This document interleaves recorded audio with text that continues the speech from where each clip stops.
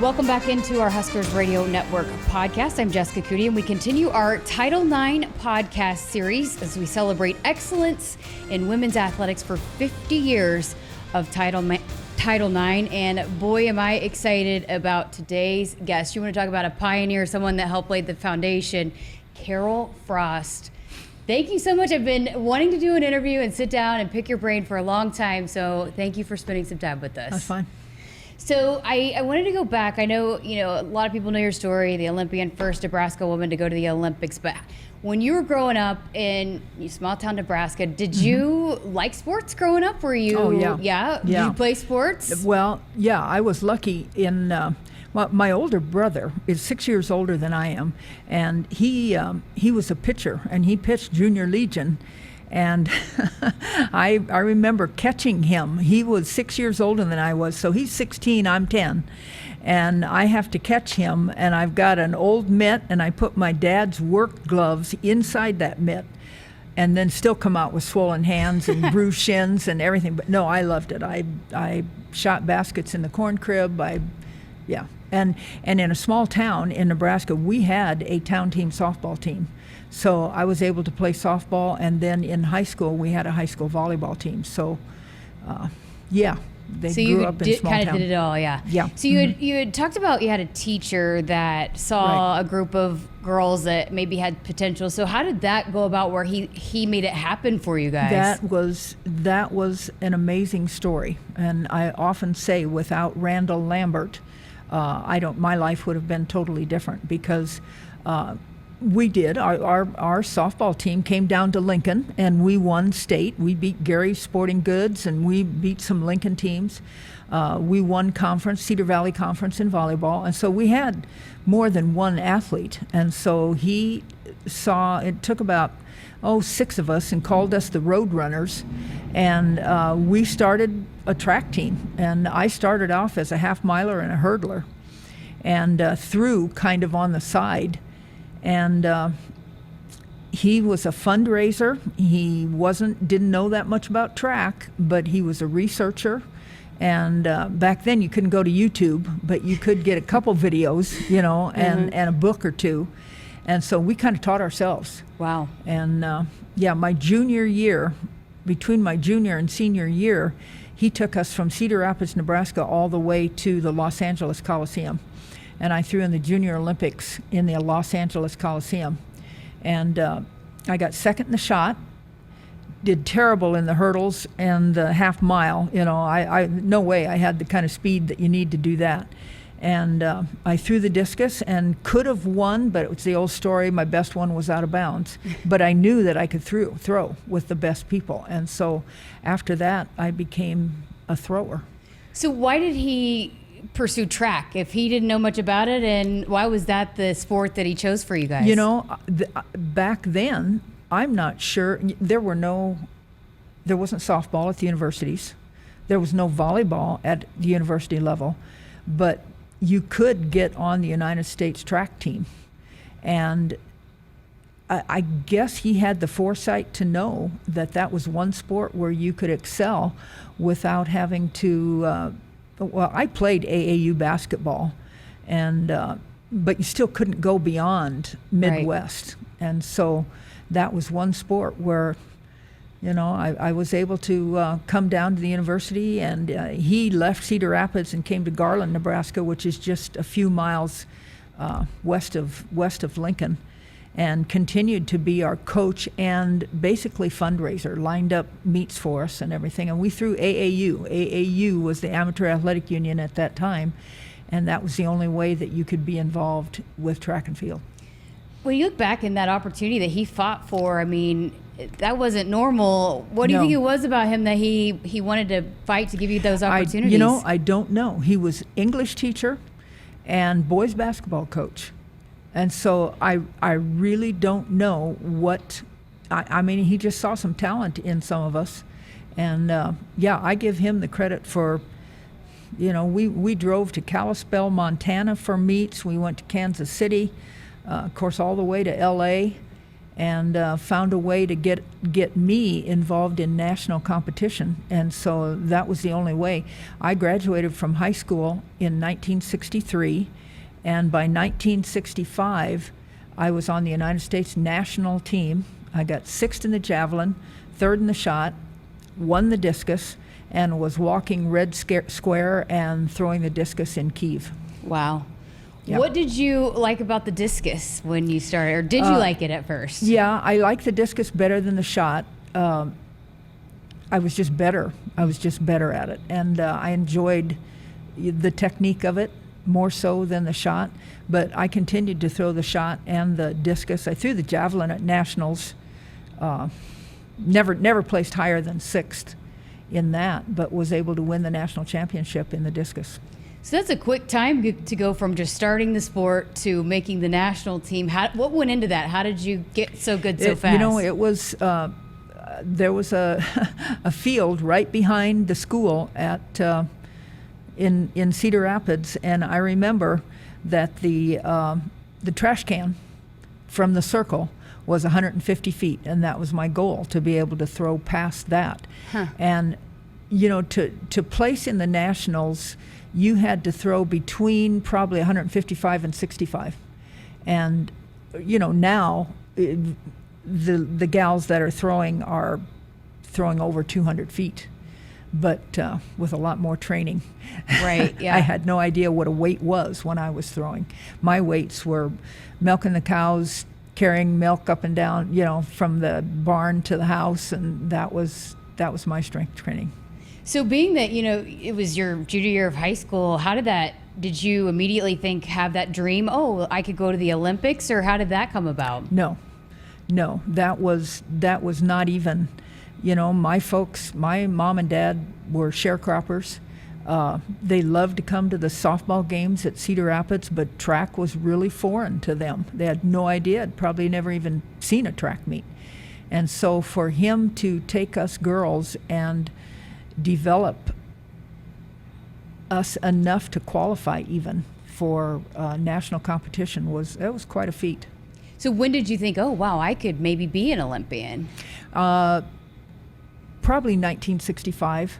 You know, when I made my first national team, and then 2 years later in 1967, I won the Pan American Gold in Winnipeg, Canada, and was the best thrower in the United States. And so when you're number one in the country, you've got a chance. You still had to meet probably even now, you have to meet a standard, and the standard was like 170 feet.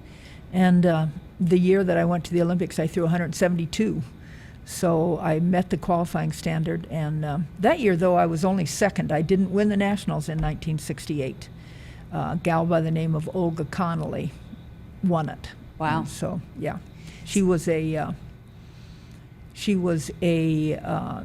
defected from Czechoslovakia because her husband was Hal Connolly, who was one of our hammer throwers. They met in an international meet, and of course Czechoslovakia is behind the Iron Curtain, and Hal Connolly somehow smuggled her out of Czechoslovakia. She became the American citizen, and she beat me, but I still got second. So were you aware at the time that no Nebraska woman had ever made the Olympics? No.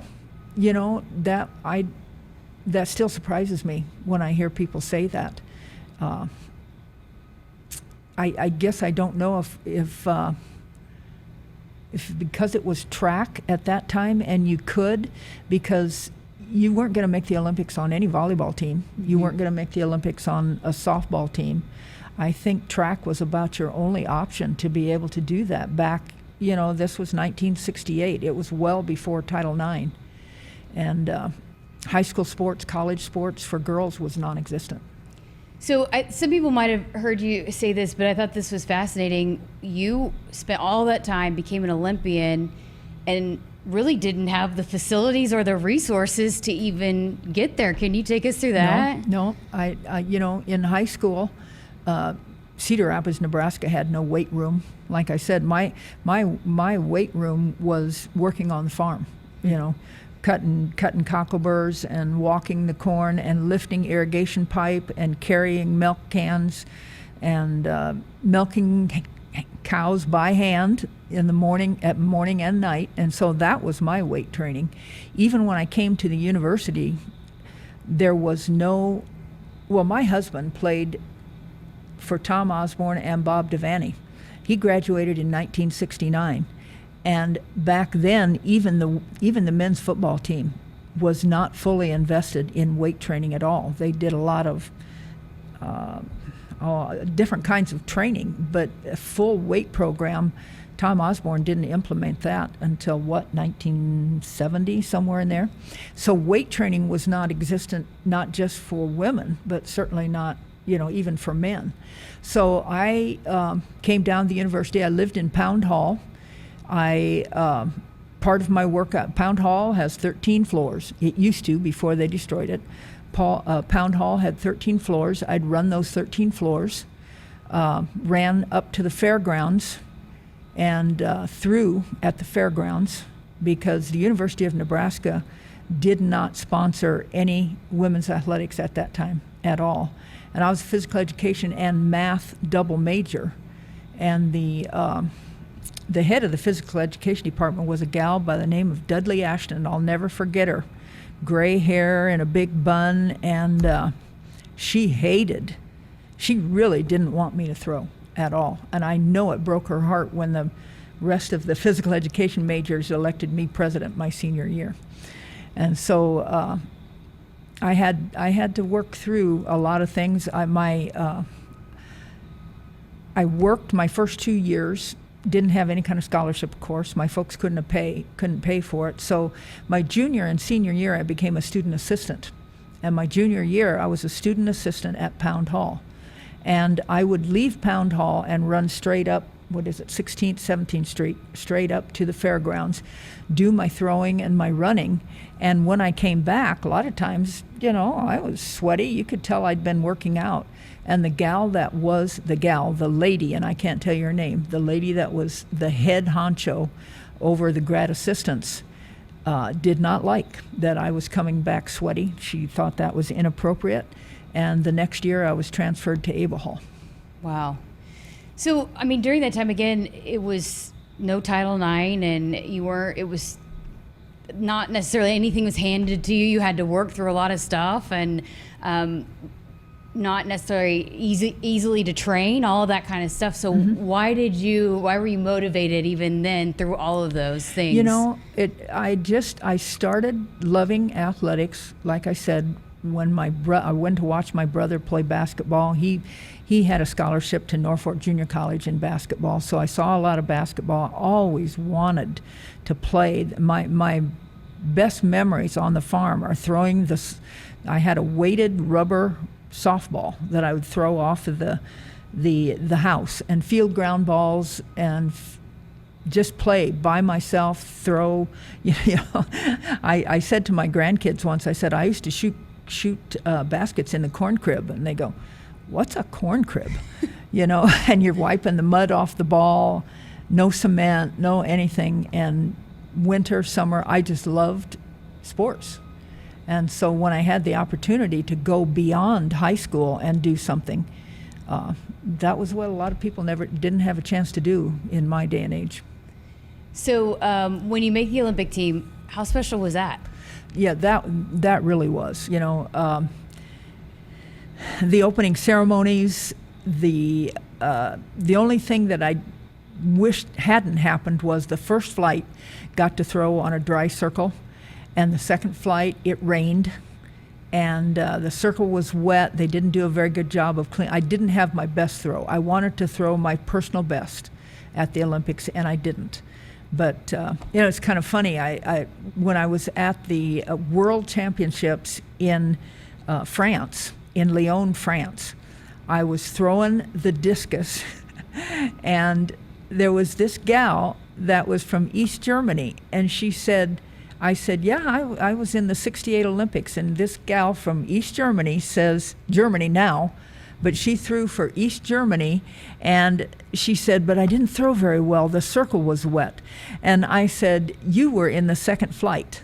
And she and I were throwing against each other in Lyon, France, as 70-year-olds. And it was that was kind of a neat memory too. Wow. But I didn't throw my best. That was the one disappointment that I had. Other than that, the Olympic experience was awesome. So when you get back and you kind of start transitioning, when did you know that you wanted to be a coach? Did you always know that you wanted to be a coach? Yeah, because even before the Olympics, that's how old I am. I opened Lincoln East High School. Not myself, but I graduated from the university in '67, and that fall, I taught math and PE at Lincoln East. I coached about 3 or 4 girls in track and took them to a couple meets. And so, yeah, I knew that I wanted to be a coach. So I was talking to you the other day, and you're telling me a little bit about when you took the job here and you began coaching here. I mean, can you tell me about that? And you had, 1-2 scholarships, yeah. And what that was like at that time? That was in 1976. My husband Larry took the head football job at Lincoln High, and at the same time I was head cross country, indoor, outdoor, had 1 assistant, and earned $2,000. Wow. That was my first salary at the university. They didn't have scholarship money. I had like 2 $200 scholarships that I could give out, and our very first year was at the Bob. So I opened Lincoln East High School, also Bob Devaney, because that was the year that Bob Devaney opened. And so I didn't have to coach in Mushroom Gardens, which is just under the stadium over here. And but I had 1 assistant, Linda Zeck. My husband, after he got done coaching at Lincoln High in the spring, he would come down and help. So I had basically myself and 1.5 other assistants. And but we ended up winning what was then the Big 8. We ended up winning the Big 8 indoor, Big 8 outdoor, and got second in the nationals. Wow. So yeah, we went from hardly even having a track team to winning the Big 8 championship. Gary Pepin took over for me, and wow, what a career! What a career for sure. Just retired. Yeah. Was it hard to get girls to want to compete at that time? It was. That was 1976. In 1972, Nebraska held their first state track meet. And so track, I don't know when volleyball and basketball started, but I think it was about that same time. And track was non-existent at the university until, I believe, about 1974. But there was a guy by the name, I can't say his first name now, Coach Foster at UNK. Was a great track coach, and anybody who was any good went to run for Charlie Foster at UNK. And so I had a hard time recruiting against him because he had a program already established. But in 1976, I was able to recruit Nancy Kindig, Cindy Tatum, Sandra Obermeyer, the 3 of the very best athletes in the state, and convinced them to come to the university. And from then on, we became the powerhouse. And wow, it kind of grew from there. So how did you get into football coaching then? What was that transition like for you? Well, I coached at the university from 76 to 80. My husband coached at Lincoln High from 76 to 80. And, by this time now, I'm having to spend a lot of time away from home. There's a lot of recruiting time. It's really starting to be more of a big-time operation. My son Steve was in 2nd grade. Scott was just going into kindergarten. And between Larry and I spending as much time with sports, we weren't able to spend as much time as we wanted to with them. And so he took a coaching job at O'Neill, Nebraska, which is probably C2 now, probably was C2 then. And he came from Lincoln High, and he had a whole staff of like 5 coaches. And he goes to O'Neill, and it's him and 1 other guy. And Larry really liked to throw the ball, grew up, played under Tom Osborne, and wanted to implement a lot of the throwing stuff that Osborne had. And so Dennis Gall was his line coach, and Larry couldn't coach quarterbacks, running backs, and receivers. And I had been throwing to him while he was playing at the university. I'd been throwing the football to him for a couple years. And so I pretty much knew his stuff. And so he said, I started coaching his receivers, and that was in 1980, 81. And so for like 20, 25 years, I was boys football You said coach. you were throwing. Did you have a cannon of an arm? Yeah. You could throw it pretty good. Pretty good, right? I can throw 40. I could throw 40 yards. I couldn't throw 50. But yeah, that was one thing that everybody wondered, what do the boys think? What do they think about you? But they at first, every school we ever went to, they'd throw the ball back to me like I was going to break, and I'd throw the ball at them, and they quickly learned that I could throw the ball, and I could throw all the outs and the corners and the horns and everything that we ran. So wow, that's awesome. How did you go about? I mean, again, because you talk about coaches evolve and knowing what to teach the boys as the game evolves and just staying on top of the wide receivers. That was totally my husband. I mean, he was the whole game planner. He handed me the practice schedule and said, do this, and. But he called the game. I was just, he always just said that I was a good coach because I was a good technician. Well, that comes from being a throwing coach. I could teach footwork, I could teach how to catch the ball, but as far as the strategy goes, he was the one that did all of that. So how did you go tackle the technique part of it and teaching the wide receivers that? He it was basically the same thing. He taught me what Osborne taught him, and I taught that to the kids. So I coached wide receivers and defensive ends. We ran a 5-man front and a nose, 2 tackles, and 2 defensive ends. And so on defense, I coached defensive ends, and on offense, I coached receivers. Wow, that is so cool. You talk about being a boys coach during that time, and I'm sure I know you had said that your husband was supportive of it and allowed for you to have that opportunity, but it wasn't normal then. So did you realize it wasn't normal then, or? Well, yeah, it was. But after you been to the Olympics and coached at the university, coaching at the high school level wasn't that big a deal. And Larry was really supportive. And for the most part, the coaches that we coached against were supportive. I only had a couple incidents where I knew that they didn't appreciate a woman being out. Actually, the people that didn't appreciate me coaching boys football were probably the Southern Belle women in Texas, because I coached football in Texas, which 15,000 seat stadium and that whole thing in Texas. And some of the ladies weren't really appreciative of me coaching, but that didn't bother me. Yeah. So when you go to practice now, are you drawn toward the wide receivers and watching them? Yeah. I always watch the offense. I'll watch the defense, but wherever the 1 and 2 offense is, that's generally where I am. So what, even now to this day, I mean, you love sports, you grew up around it. How much do you love, I guess, because you're always at practice, and I know you enjoy being out there. How much do you just love being out there?